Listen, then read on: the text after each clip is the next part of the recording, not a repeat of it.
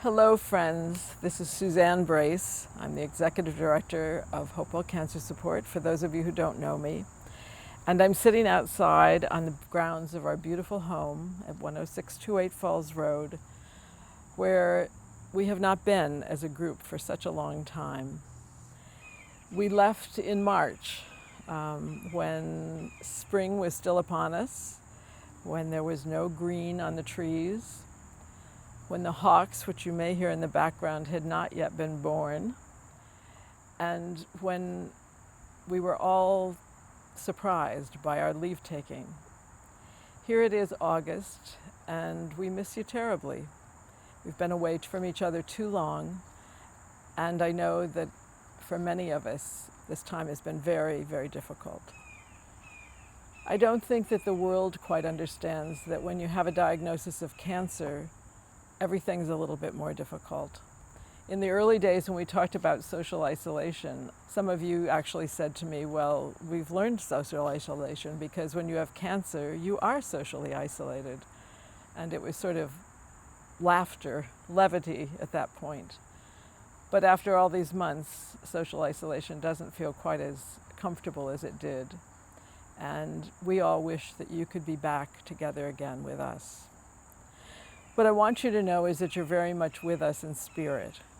And for those of you who don't know, we are actually online. We have, since the day we left, had all of our support groups virtually online and meeting regularly. All of our groups, the support groups, the breast cancer group, the pancreatic group, they all meet through Zoom and get to see each other. And for those of you who haven't yet experienced that and would like to, know that that's a possibility. We also have filmed just recently all of our instructors doing their classes, and soon they will all be available to you on our YouTube channel. So we're excited to be able to really have HopeWell have a home online. Until then, some of you have asked, well, why couldn't we get together and do it outside? Or why couldn't we get together and those of us who are healthy? And I think what we've learned over these months is that nobody knows who's healthy or who's a carrier or who's going to be sick tomorrow. And we have to watch out for those of you who are most vulnerable. And so we've made a decision early on, and I think we will stick to that decision, that we will not open until the most vulnerable of us can be healthy. It makes us sad, just like you. But I think it's the prudent thing to do. And what I feel is so important to us is that our community still exists. You exist in my heart and in my mind, and I hope we exist in yours. And that to keep a community alive online takes some work, but we're going to be very diligent in making sure that we extend that opportunity to as many of you as possible. So keep looking as we bring things online.